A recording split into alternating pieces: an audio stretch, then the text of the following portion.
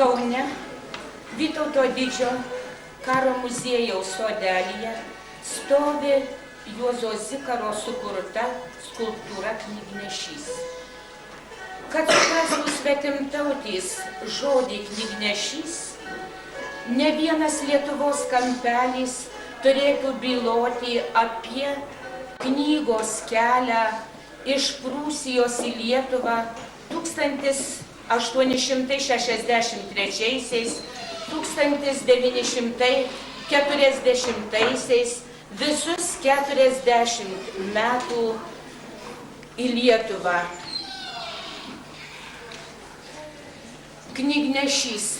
Knygnešių keliai kryžiavosi po visą mūsų žemę, po Rokiškio, Kupiškio, Svėdasų ir Žemaitijos kaimus, miestus ir miestelius.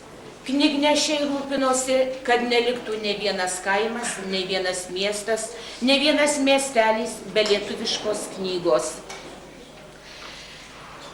Žymus mūsų krašto švietėjas, rokiškėnas Juozas Katelė per pamokslą paskelbė, kad motinos mokytų savo vaikus lietuviško rašto. Sakė, neduosias nei vienai merginai šliūbo, kuri bus nesusipažinus su lietuvišku raštu. Daug linksmų, tragiškų pasakojimų išliko apie knygnešius. Mokytojas Juozas Petrulis, atvežęs lagaminą lietuviškų knygų, įteikė panešėti žandarams. O tie nešė, nes ponaitis pavaišino juos brangiais papirosais. Net neįtarė, kas yra nešulyje. Mums visiems žinomas rašytojas Vaižgantas, kartą veždamas lietuviškas knygas sutiko žandarus. Ką darys? Paskambino varpeliu, tarsi jis vežtų švenčiausiąjį, ir žandarai suklaupė pakelės purvynę. Daug vardų išliko, daug pasiglemžė praeitis. Tarp jų visų dar šviečia labiausiai ryškiai Jurgio Bielinio knygnešio vardas. Kaip jau minėjau, knygos buvo spausdinamos Mažojoje Lietuvoje Tilžėje. Mažosios Lietuvos šviesuoliai daug davė mums ir didžiai Lietuvai.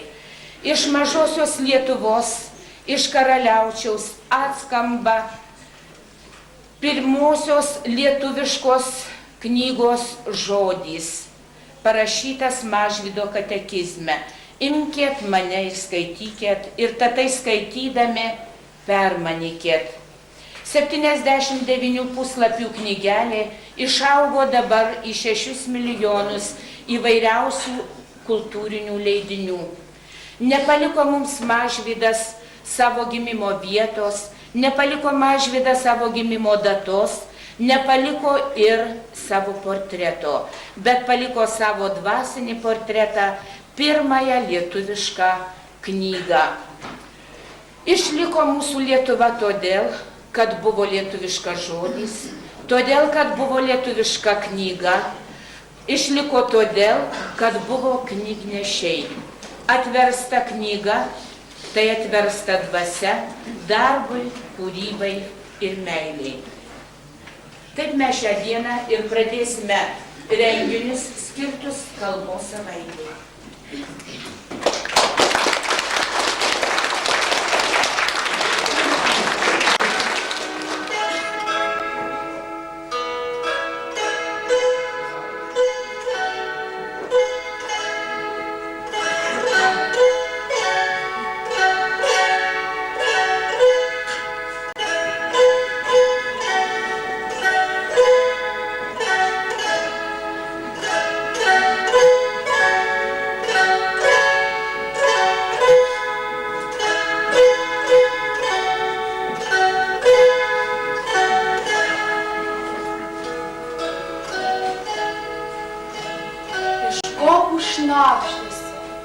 Su debesim ir kroštais, iš marių virpulio ir ežerų nendrėtų, iš duonos kvapą ir miškų giesmės. Kalba gimtoji, lūpos naidėta. Ne žemės garbumu, ne drabužių skirtingumu, ne šalies gražumu, ne miestų ir pilių tvirtumu gyvuoja tautos, bet daugiausiai išlaikydamos ir vartodamos savo kalbą, kuri didina ir išlaiko bendrumą, santaiką ir brolišką meilę. Kalba yra bendras meilės ryšys, vienybės motina, pilietiškumo tėvas, valstybės sargas. Sunaikink ją, sunaikinsi santaiką, vienybę ir gerovę. Sunaikink ją, užtemdysi saulę danguje, sumaišysi pasaulio tvarką.